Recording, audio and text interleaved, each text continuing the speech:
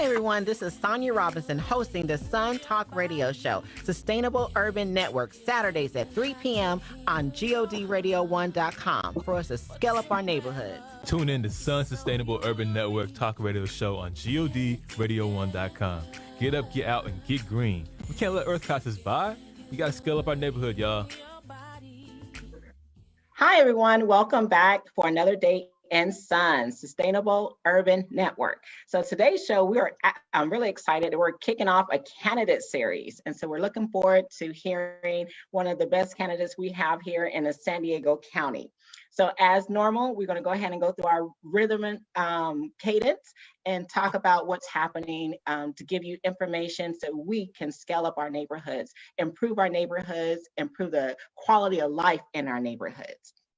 Before we do all of that, respectfully, we would like to have an 8-second moment of silence, and I will call out some of these names of those that we're honoring due to police brutality and the need for racial justice in our country.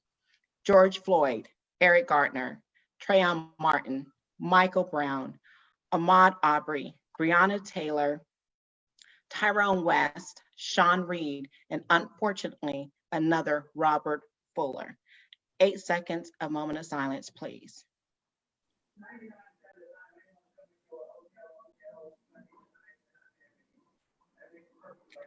Thank you. So for today's reflection, I will read off and quote from one of our just not national, but global justice avenger heroes, Nelson Mandela. And the quote reads, "For to be free is not merely to cast off one's chains, but to live in a way that respects and enhances the freedom of others." Again, that quote is by Nelson Mandela. And so our cadence is next is our Sun Enlightenments. And so our Sun Enlightenments, as a reminder, is inspired by our modern thought teacher, Don Miguel Ruiz, the Four Agreements. So for our Sun show, our Sun Enlightenments are: 1, be responsible for your resources. 2, take the state of our climate, of our racial justice issues seriously. 3, we need to also make sure that you do your part. Don't necessarily wait for others, but do what is that you can in your capacity to make things better for others. And 4, give your best and loving effort. So, along with our Sunshine Award that I will share here in a moment, we also give our Fossil Shade. So those that are our Sunshine Award is those that champion sustainability, champion the environmental climate justice, as we know that directly intersects with racial, social, and economic justice, as well as equity. Our shade of the show, our fossil shade, are those that oppose the movement of going forward and having a scalable, sustainable life for others. And knowingly that Derek Michael Chauvin, the officer that killed George Floyd, is our fossil shade of today. Date of birth, March 16th, 1976. In addition, Gregory and Travis McMichael, those that ambush Ahmaud Arbery, is also the fossil shade of the show today. In addition to that, those that try to suppress Georgia's preliminary voters, right? There's some bad actors that really try to stop the get out vote in the state of Georgia with tabulation flaws and whatever. They also get Sun's fossil shade of the show today. So unfortunately, this week we found out that there was a very young, prominent Black male by the name of Robert Fuller from Palmdale, and he was hung, it looked like a lynching, at the City Hall, which is in LA County. And so we want to provide our grievance, our condolences to the families, the communities that is asking for a full investigation for this 24-year-old young Black male that was hung at City Hall in Palmdale, 60 miles out of LA County. As well as in our loving respect, I would like to read something from my heart. We honor the men and women, children of all backgrounds, ethnicities, color, that are standing up for justice and addressing America's disease of racism in the United States. We call on action by our leaders in public power and change in our living conditions and provide equity by the nation's promises of inclusion, liberty, prosperity, and dignity to every person. So, as many know, that I am the chair of the Environmental and Climate Justice Committee. And this week we had some national experts for a special meeting as we also are all trying to address our solar customers and protect them. That there is a petition at FERC, which is the Federal Energy Regulatory Commission, that is trying to change the current state jurisdiction to a federal scenario. They want solar customers to have net metering benefits now to be classified, if you will, as a power plant utility. And we know that's not correct and it's not right. So that due date is June 15th for petitions to sign solar, savesolar.org. There's also a form, and a flyer will be circulated from the NAACP San Diego branch, as well as the NAACP North San Diego County branch, to get out the word. Even if it's past the 15th, please let's put pressure on the federal level as we are working towards sustainability here locally, throughout the state and the nation. So, did you hear about that backlash that Starbucks received from the Black Lives Matters apparel? So, based on that backlash, they're now opening and even going to brand Black Lives Matter. So that pressure, the petitions, the boycotts are working. So you guys keep it up. Also, did you guys hear just today that there's evacuations in Sacramento County with wind-driven fires? Evacuations are in place from the Grant Line fire and Slaughterhouse. Originally, it was only 150 acres, and now it is up to 5,000 acres. It is 60% contained. So we're asking and hoping that those communities, as well as the elected officials and the city council, has a climate resilient action plan to help mitigate these scenarios of fires in our areas, in our neighborhoods. Because again, here at S.U.N, we want you to scale up your neighborhood to improve your lifestyle and living. So announcements. We had a protest of faith leaders from San Diego organizing committee. Our press conference of our faith leaders, Bishop Terrell Fletcher was also among those. And so we commend our faith leaders as also taking a stand for racial justice. Our Compton, LA area, from an environmental perspective, they need our help in opposing Senate Bill 625. It's a Central Basin Water District. It's an effort to circumvent a court hearing scheduled for July 23rd. So I will be providing more information as we're also helping our neighboring areas, because the Senate Bill 625, if we know it happens in their neighborhood, it can happen in your neighborhood. And so now I want to give the Sunshine Award out. So the Sunshine Award nationally is going to those that are fighting for racial justice, those that are standing up for George Floyd, his family, and our communities. Black Lives Matter, Black Visions Collective, The Color of Change, Reclaim the Block, Black Immigrant Collective. Now, from a statewide, our beloved Assemblymember Dr. Weber on her bill, ACA 5, which is to appeal Proposition 209 that really harmed the Black community with affirmative action in the workplace here in the state of California. So Dr. Weber is standing up for us, you guys. And based on that bill that took place this past Wednesday on June 10th, which is my mother's birthday, happy birthday, Mom. We received 58 yays and only 9 said no to this bill. So it's now moving to the Senate. So we want to keep our eyes on that and put the pressure on our elected officials to do the right thing to reestablish affirmative action that help the Black community in the workforce for the state of California.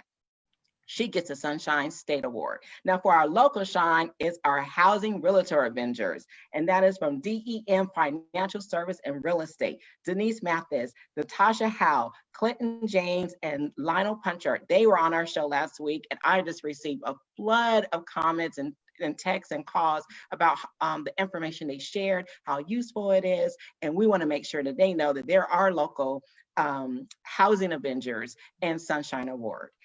So without any further ado, I would like an opportunity to highlight the benefits of having a candidate series. And for Rob Howe to kick off our candidate series, we will go ahead and take a moment for our theme song to set the stage for our discussion. And then I will introduce our lovely guests and community members and supporters for Rob Howard's candidacy for mayor of Oceanside. I get the job done. I'll work. I'll work. I'll work. Baby, I'll work. I'll work. I'll work. I'll work. Baby. Yes. And so Rob Howard really does work. So our creative program manager, I think, landed with that song because he is in a community and he has been in a community for over 30 years serving the city of Oceanside. He is a veteran, so he has served our country as well. He is so focused on our youth, which is really, really noble and just the great thing of seeing what the future really upholds. He spent 30 years in the utility industry. He's been a co-chair, part of the Diversity Council for the California Public Utilities Commission on their Diversity Council. He has spoken out in many cases as part of even our public service here in Oceanside. I can go on and on about who Rob Howard is, and we were excited to learn more about him. Also, we have Ms. Robbie Haas. She is an entrepreneur. She has her real estate and broker license and company, the Haas team. She's also a board member of the Community Housing Works for affordable housing in the Oceanside city. We have Ms. DJ Stewart. She is a parent, she's a community advocate and a supporter of Rob Howard's campaign. We have Mr. Gus Hawthorne. He is a retired engineer. He's also a former school board member, retired educator, and he's also been actively in our community to flip the 49th district and to keep the 49th district. So we welcome everyone. Welcome to our candidate series. And Mr. Rob Howard, may I ask, why are you running for the mayor of Oceanside? What's your inspiration? What motivates you? And why do you think your candidacy is important? First, I want to say, Sonja, thank you all for inviting me and just a few people that we work with in the community. What really drives me is the fact that I know we can do better. And I don't say that to cast aspersions on anyone else. I just know right now we have a complicated set of issues we need to address. Between COVID, between social unrest, we have things layering on top of each other that came in or became exposed so that we can see them. The thing is, some of the underlying systemic foundations were already there. So what's really driving me is the fact that if you look at COVID, I've spent 30 plus years dealing with invisible contamination. So I recognize what we need to do in order to keep our employees safe for all the businesses, but also to help businesses rebound, because based on how the budgets work in these cities, you need that sales tax to make things work. So I can understand what their needs are, but also when we start talking about what's going on now with social unrest, people who work in the community, and there are thousands that do it every day, we have to start making a connection to how our government works. If you have a problem with your police chief, as we've been having these conversations with young people now, police chief, instead of telling our young people go vote, let's talk to them and listen to them about what their issues are and figure out how to actually get there, because the police chief is not selected by the president. The police chief comes down to the local level with the mayor and city council. So what drives me is that I heard a term just the other day that I said, I'd let the lady know when I heard it, I was going to take it. I'm a hopeaholic. I just genuinely believe, yes. I just genuinely believe in the people who are around me. And we all have to recognize that we are who we are based on what other people have implanted in our life and the work that we do. So I am running because I believe right now we need a unified thought process. Forget the politics. We got enough politicians. Right now we need public servants. And so I'm running because I think it's what we need. And I've been challenged to step up to the plate. So you definitely are a public servant. I know I even met you out there in the public, even working, you were even raising donations for the youth to participate in our system from a statewide election process. So definitely, I know that I love the fact that you said that you are a public servant. And I know that, and I think all of us know you to be just that. Robbie, can you share with us why you are also supporting Rob Howard's campaign for mayor of Oceanside? I would love to. And actually, I'm going to read my statement of support because I want to make sure I include as much as I want, because I feel that Rob is an excellent and a perfect candidate for our city. I support Rob Howard for mayor of Oceanside. Oceanside is an amazing city. I feel Rob has the passion, vision, and ability to work with others to grow Oceanside so that it continues to be this amazing city. He loves Oceanside as I do. I feel he has the skills to unite city leaders to do a better job in and for Oceanside. Along with others, he will develop a strategic plan that will attract more viable business to contribute to the growth and economics of our amazing city. He's a great listener. He will listen to the calls and demands of the community and not set his own self-serving agenda. He thinks outside the box. He knows how to bring people together to support a common cause for the good of the community. He is progressive and forward-thinking. Rob is a servant leader. He cares about the growth, development, well-being of Oceanside and its citizen. He will work along with others to get the results that will promote an Oceanside that is a positive, healthy, thriving city. Great. Thank you so much, Robbie. Ms.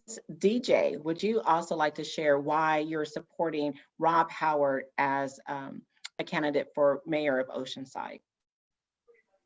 Well, I personally know him through church and a little bit more. I have 7 kids, and he's been a great asset to our family, helping build our children's character. And he's very relatable, and he's been really, plus I know he has great support, which his wife, being in the ministry too, has helped all of my kids. And I feel like he'd just be a great asset to the whole community. He's, like I said, he's very relatable and get your attention. That's awesome. Gus, Mr. Gus Hawthorne, can you share why you are supporting Rob Howard for candidacy of mayor of Oceanside? I can't, like a lot of residents in town, we all want to save our beaches. We want to have to take care of our open spaces. We need a solution to the homeless problem.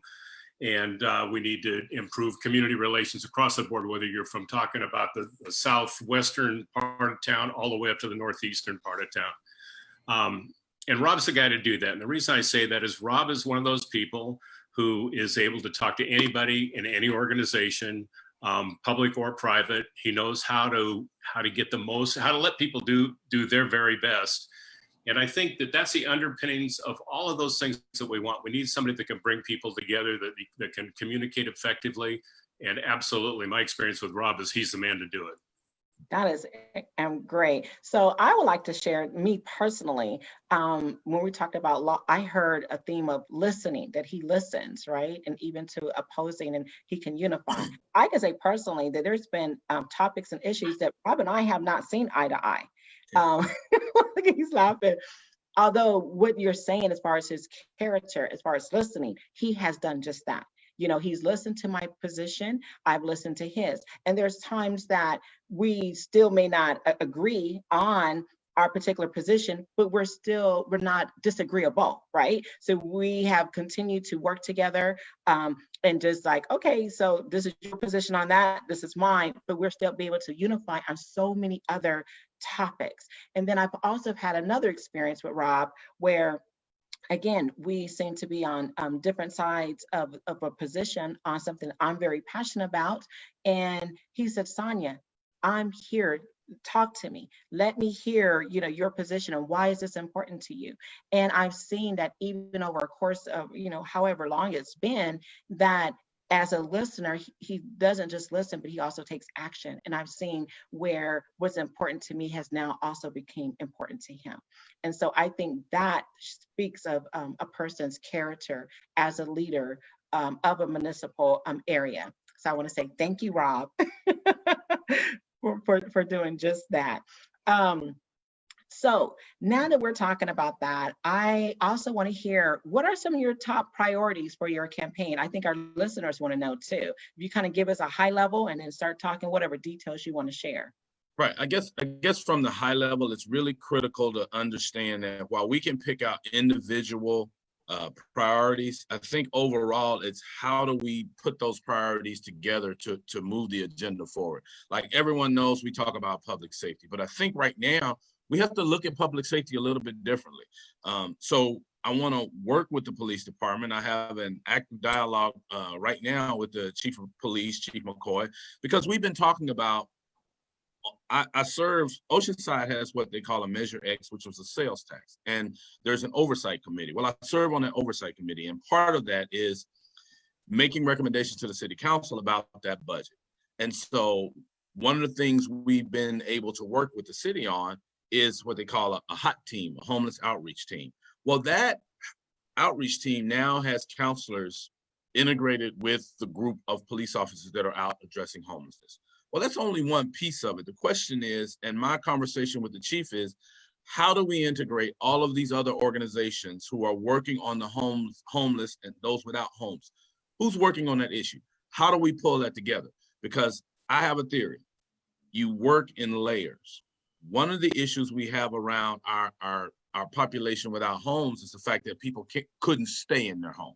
So why don't we address people to keep them from becoming homeless in the first place? What does that mean? We need to look at, maybe there needs to be some rent support. Maybe we are talking about someone who just lost their job, has a skill set, get an evaluation, put them in another job. Because if we keep them off the street, it is a lot easier to improve their situation.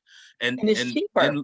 Yes, it is. And it's economically in our advantage to do just what you're saying. Absolutely. Absolutely. And so we look at our homeless population and that as an issue for our city. But I have to, and I push our elected officials to recognize that this is not an Oceanside issue. So while Oceanside can work on, and I've got some plans that we're working out, ways in which to integrate those who are in the homeless population, instead of sending police officers in there, why are we not hiring individuals who are homeless? Help them to be the one to speak for that population, because they can get into places that a police officer cannot. They can get into places that others cannot get to. So I think it's about us maximizing people's potential, allowing people who are in a space to lead that space and not go in and take up all the air in the room, and be okay with that, because the goal is moving forward. So we have an issue around homelessness and housing. It's expensive to live in Southern California. It is expensive to live in Southern California. So we need to figure out how we build affordable housing. And an example of really trying to think outside the box. One of the recommendations I'm making, our school district has several facilities that are not going to be open. One even has a sinkhole that they're addressing. Well, they're going to sell those facilities. So I'm reaching out to them and say, hey, instead of just selling it, let me just make this proposal to you. What if we bring developers to the table instead of vilifying developers? Bring them to the table, because they have to get their affordable housing credits, and you lease the land. Come up with a land lease, have a unit lease for the units you can build, have a nonprofit, Robbie's on the board of Community Housing Works, have a nonprofit, a affordable housing nonprofit that does that work. And you bring all three of these folks together and we get the units built. The school district now has ongoing revenue, and we have experts who deal with affordable housing running that operation. I just think we need to stop saying no to everything, or those who say yes to whatever, and start strategically thinking about what is it that we're trying to solve and how do we do it. So homelessness, housing, our public safety situation, honestly, while our police department has a better record of safety and relations with the community, that trust is still broken. And so we need to look at what do we want to do about having the community have some oversight of what's going on. Why are we sealing records of individuals that have been disciplined? As a nuclear, I've got 31 years at San Onofre. If I have a negative, let's say I fail a urinalysis, I fail 2 and I get terminated from my job. That mark on my record goes into a national database.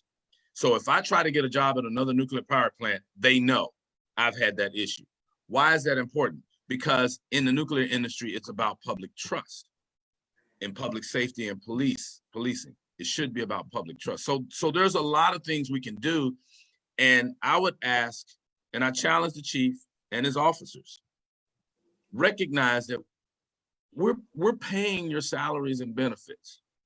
And yet you don't want me to know what's going on in the department? That's not a sustainable relationship.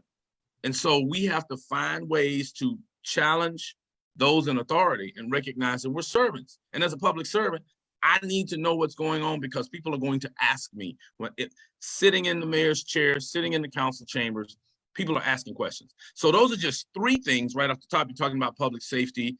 But an overall place I want to try to get to in Oceanside is, why are we not talking about finding ways to deal with our greenhouse gas footprint? That's right. Like, wouldn't it be nice if city employees could afford to live in the city?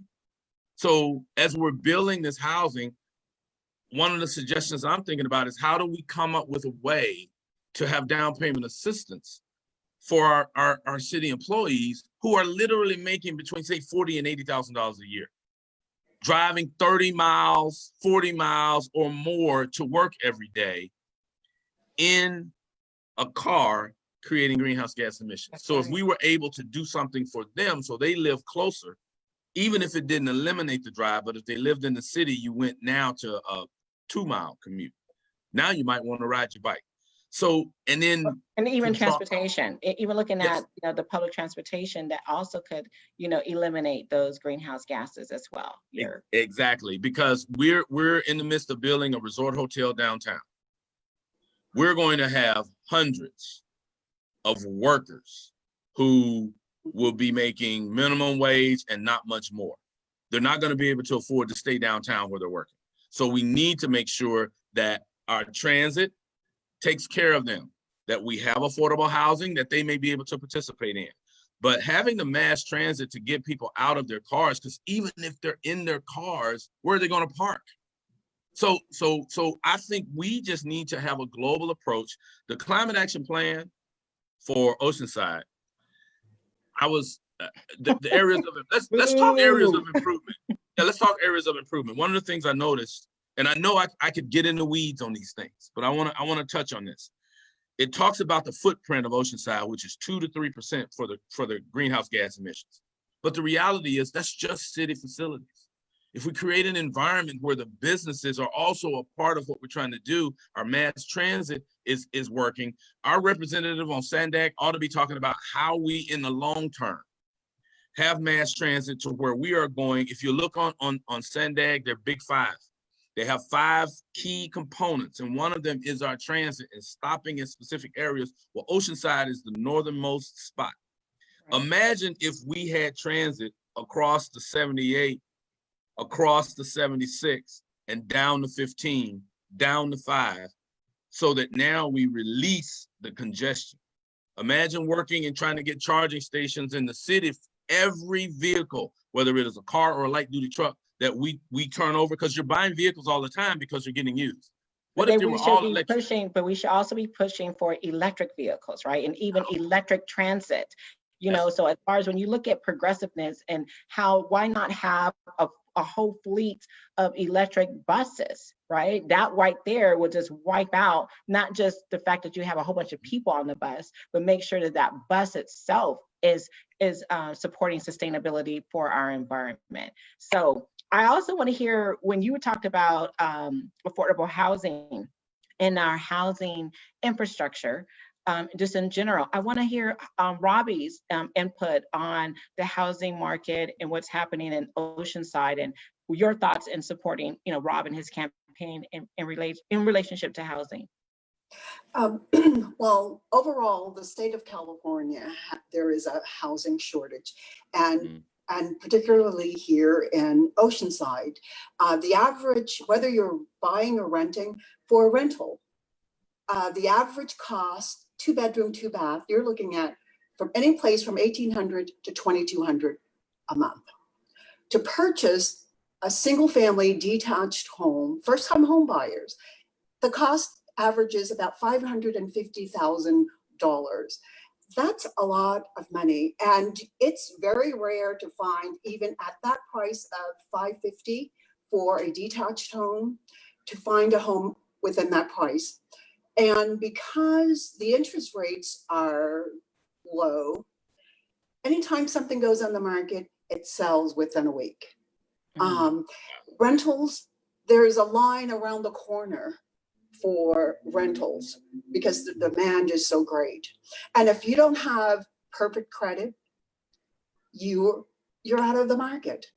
And in order for us to have viable businesses here, you have to have housing for the citizens that are living here.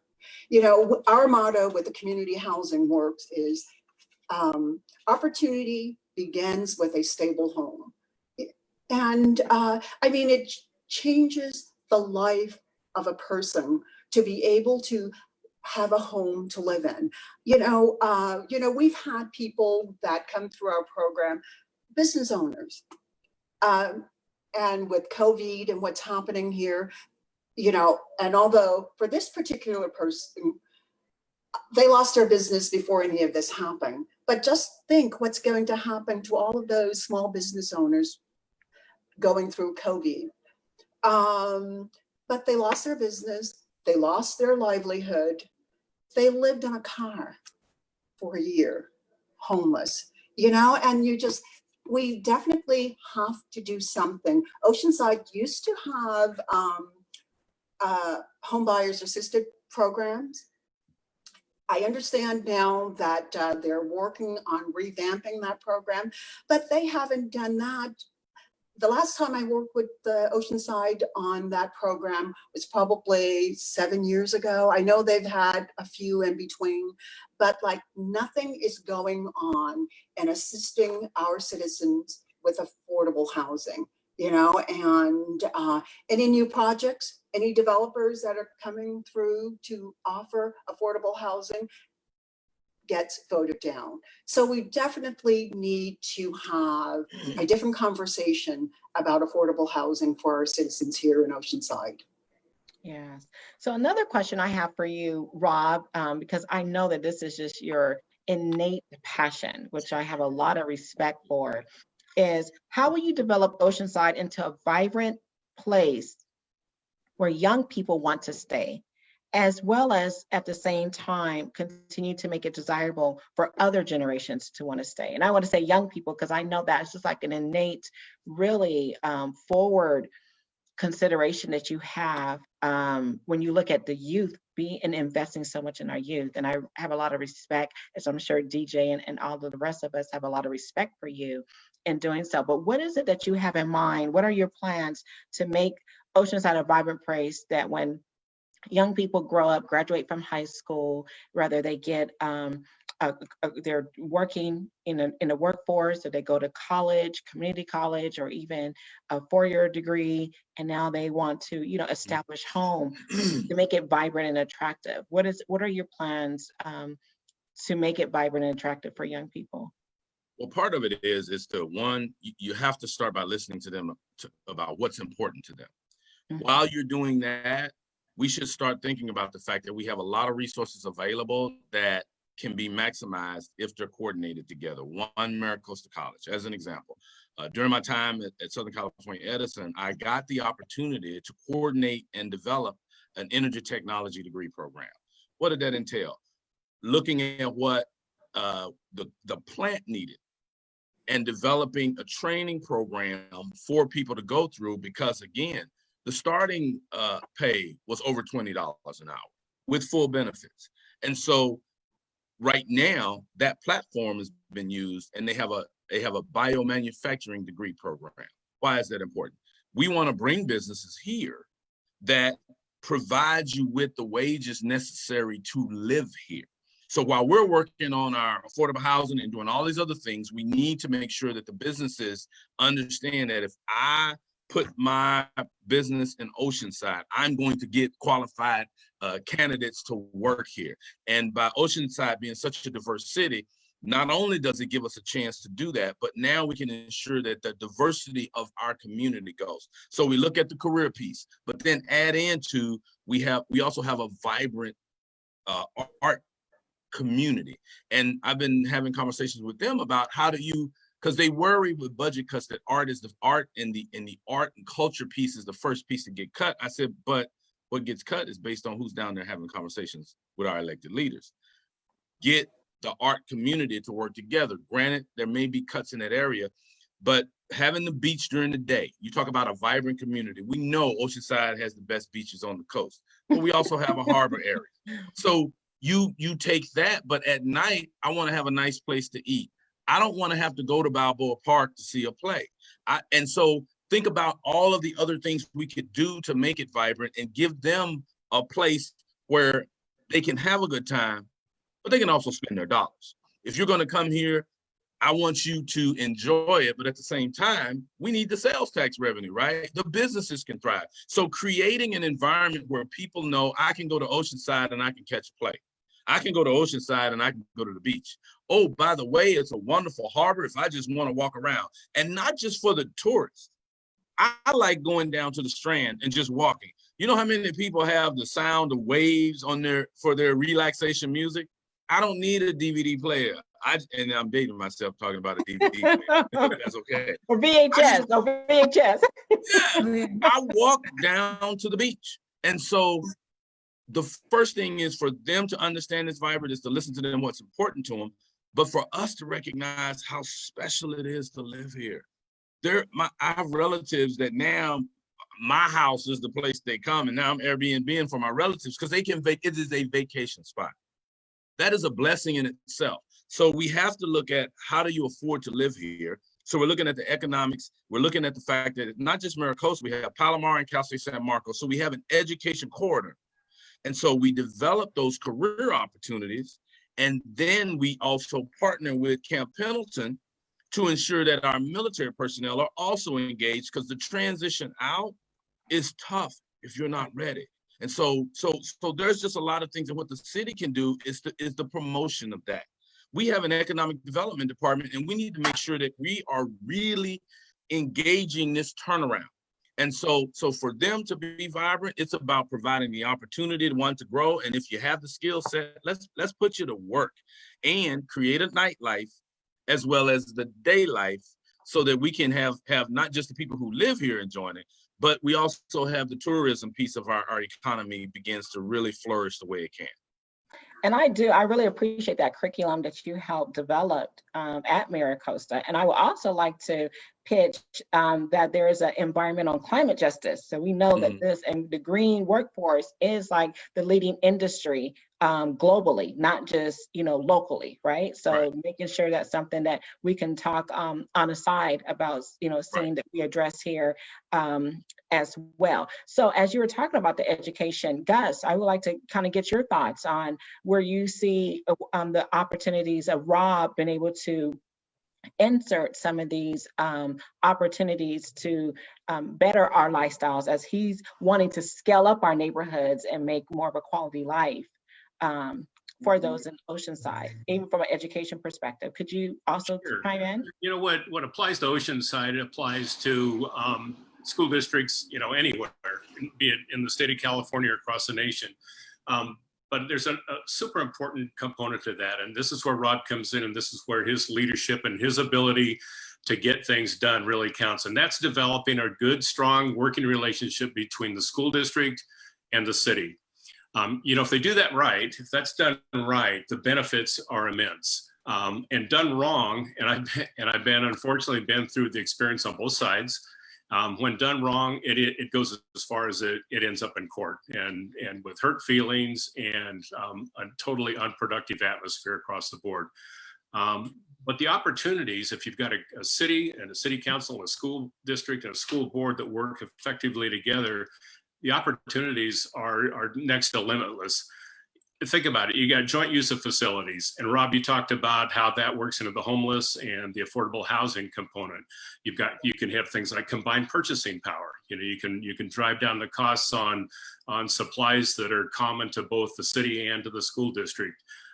Public safety, it goes back to that too. Rob, you talked about talking to kids and talking to the youth in general, to talking to people, and that's an important component of that. Subject to funding, you'd like to see school resource officers, and that can be a component of the city police department.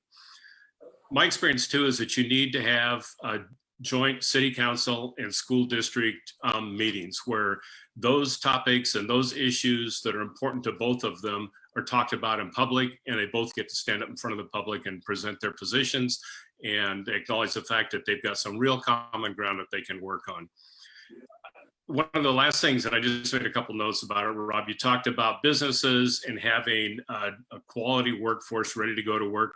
That's another joint effort between the city. The city can promote those businesses, they can bring businesses to town, but it doesn't happen if you don't have kids right out of high school that are ready to go, or kids that are jumping from high school to the trades, or to community colleges or four-year colleges that we can bring back into the community and feed back into the system. So, when you talk about, people tend to think about school districts, and they tend to think about city councils and the city as separate entities, but there's a lot of common ground. And it's difficult. Sometimes the agendas for each of those organizations is different. But if you're honest and you promote a transparent atmosphere and have good communication skills, the benefits of doing that are great for the community, for students, and for the general population. I think Rob is the guy that can do that. I thought earlier about what attribute Rob has that'll help him do all those things.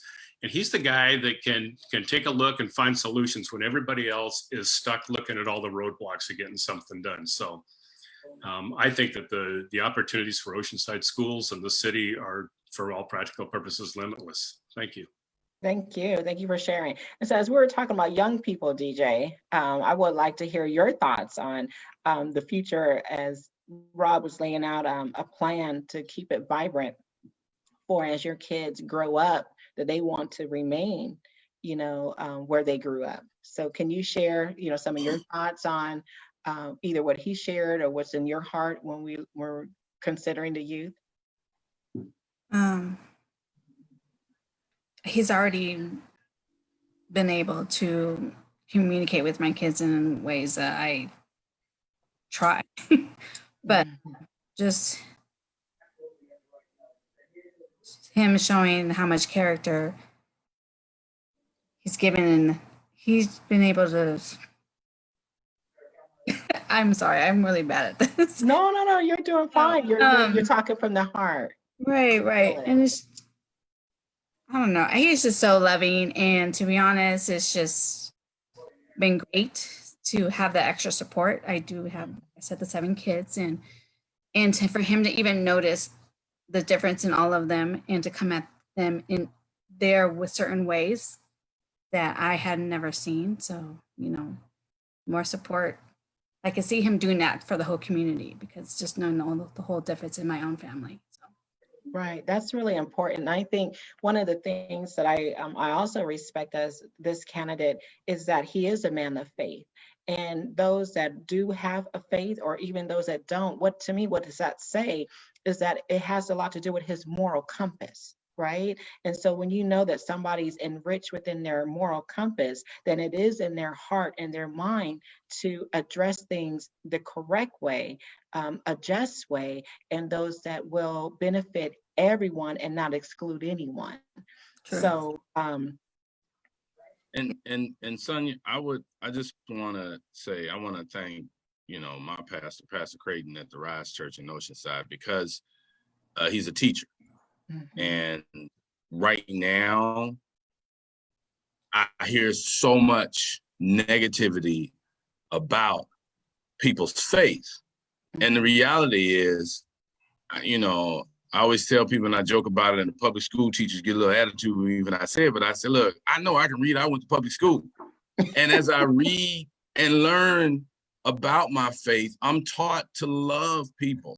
My life has not always been great, but there have been moments in time in my life that have given purpose.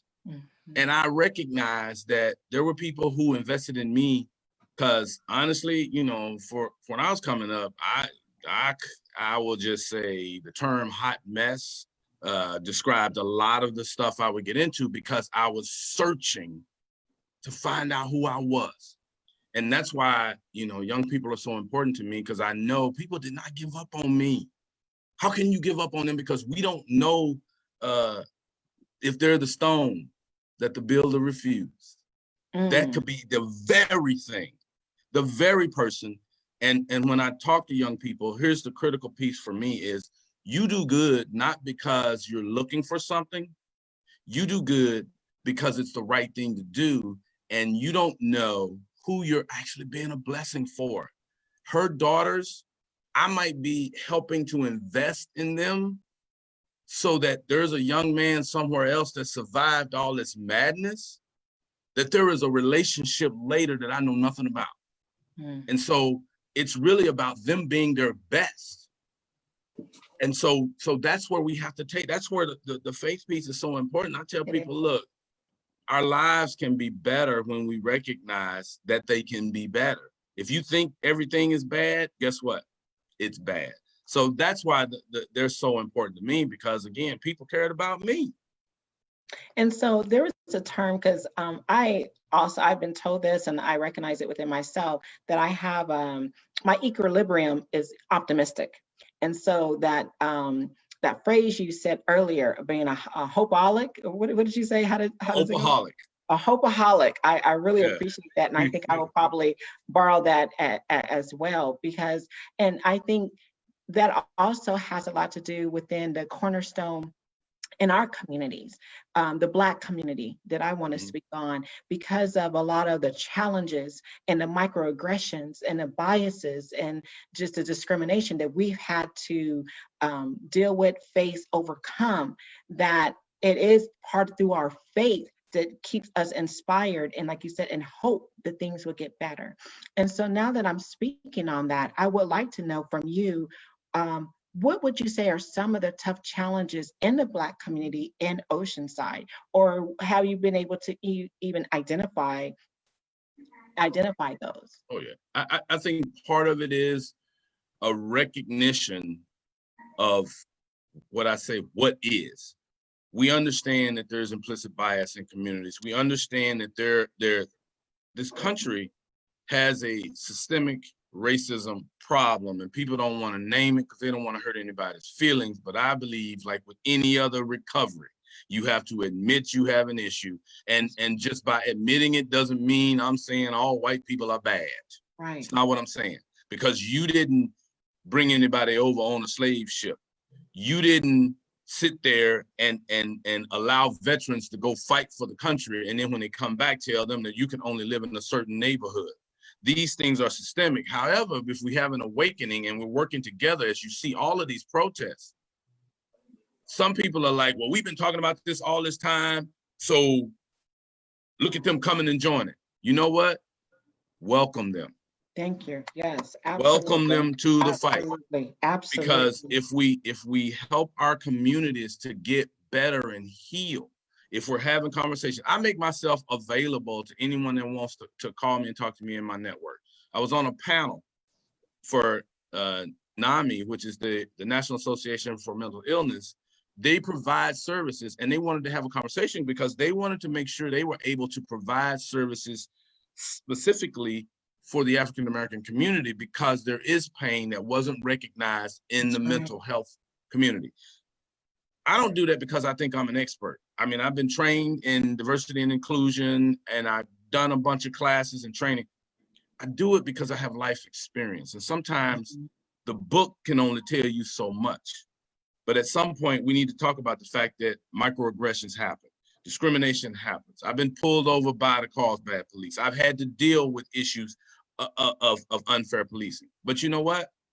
If I don't talk about it and I hide it, then it's a missed opportunity for growth. So in our community, it's really about healing through communicating and engaging and literally forcing our students and our kids to get involved in these programs, get involved in biotech, get involved in coding. You like video games? Then let's teach you some coding classes, because that's where the career is going in that area. So a lot of it is for us just to come together and recognize that we're going to be on the team. And that's why I tell people right now, why you want to join the campaign is because we're going somewhere. You know, join, be a part of it. Yes, absolutely. And so I know that I received, like I said, responses about your candidacy for people that's even out of the state and may not even know you.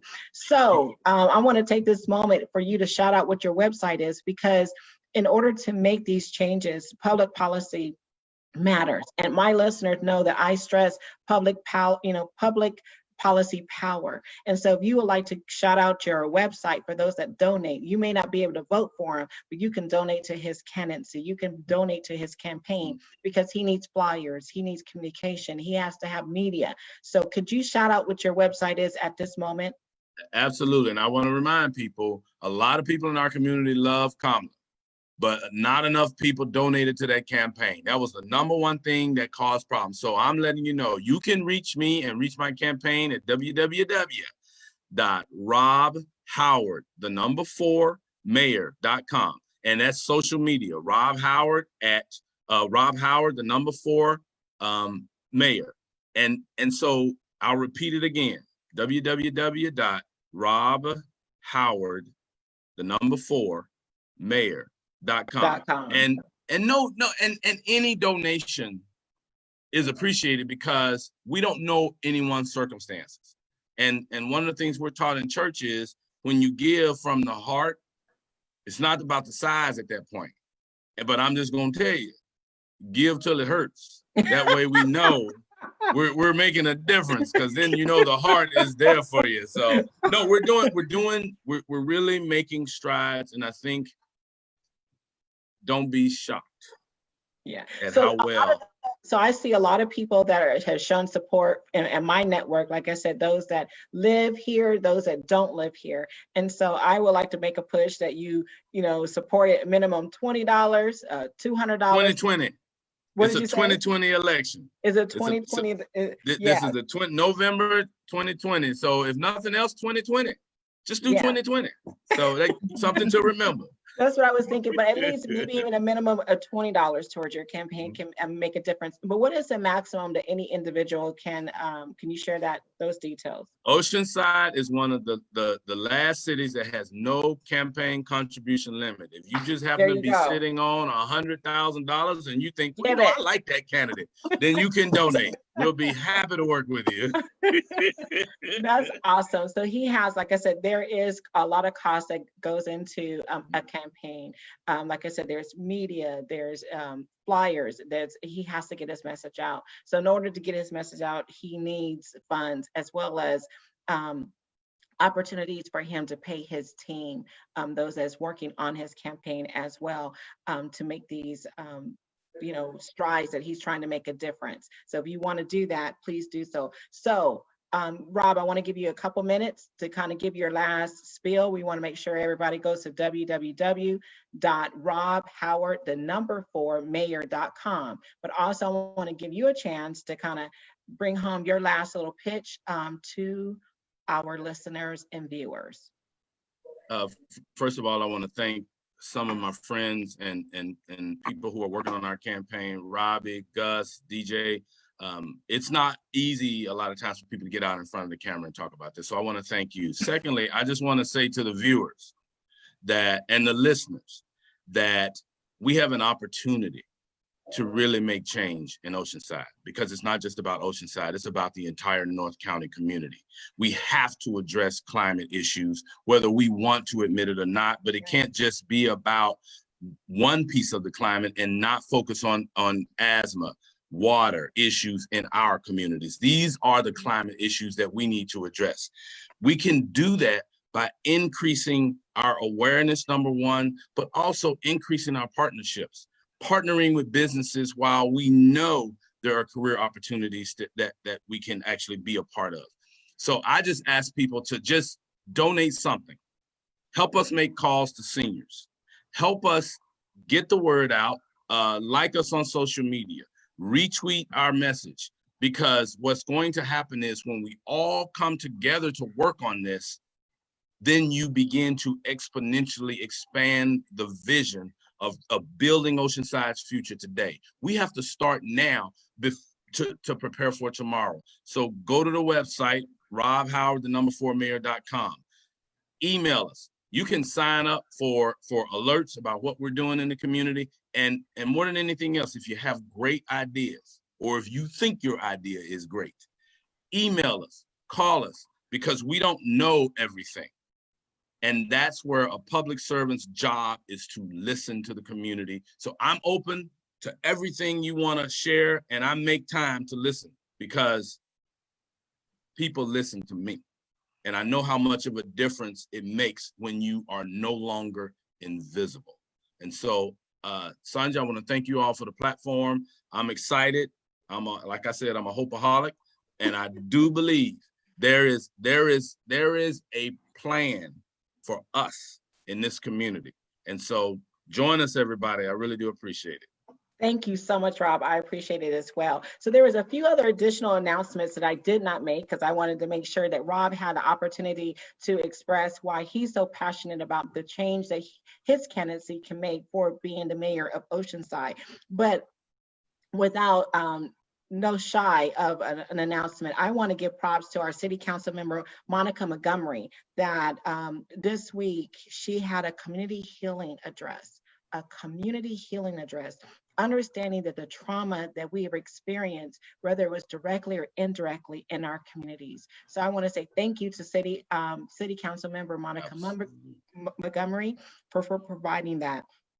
Also, I want to make sure that people understand that us at the Environmental Climate Justice Committee with the NAACP San Diego branch and the North San Diego County branch, we are addressing racial justice locally, statewide, countywide, and nationwide. That we're addressing it specifically to make meaning out of the crisis for strategies for changes. And so we welcome you. We are so thankful for all of those that participate in our committee meetings. In addition to that, we also don't want to lose sight of the things that are happening to our solar customers, to the specifically to the environmental issues. And so right now we have that FERC petition, SaveSolar.org, as well as you can fill it out as an organization. Now, one of the things I wanted to have an opportunity to say is that Rob has proven himself and shows himself as being a servant for our community, greatly as well as small. He doesn't always need to be recognized. He does things noticed and unnoticed. He has many experience, years, decades of experience in the utilities experience that he can leverage, and he is leveraging for our environmental and climate justice specifically. And I want to say that he has shown himself as a leader in with the NAACP, actually, North County branch, that his faith and his moral compass should matter, and it does matter, and that he has a shared responsibility perspective. As he said, he doesn't have all the answers, and so having that shared responsibility perspective makes a difference in your leadership, as well as his willingness and actionable direction in providing sustainability, specifically with environmental climate justice for the Black communities and all communities here in Oceanside, and his uncandid support for our youth. So I want to say thank you. Thank you, everyone, for joining us. We had another day in the sun. And again, everyone goes to Rob's website, which is, go ahead, give it to us, Rob. It's robhoward4mayor.com. And let's not forget about our senior community, because we have plans for them too. We just don't have enough time today to talk about all of them. Well, we can maybe have you back. All right, let's do that. Sounds good. Thank you so much. Thank you, everyone, for joining our show today. Thank you. Thank you.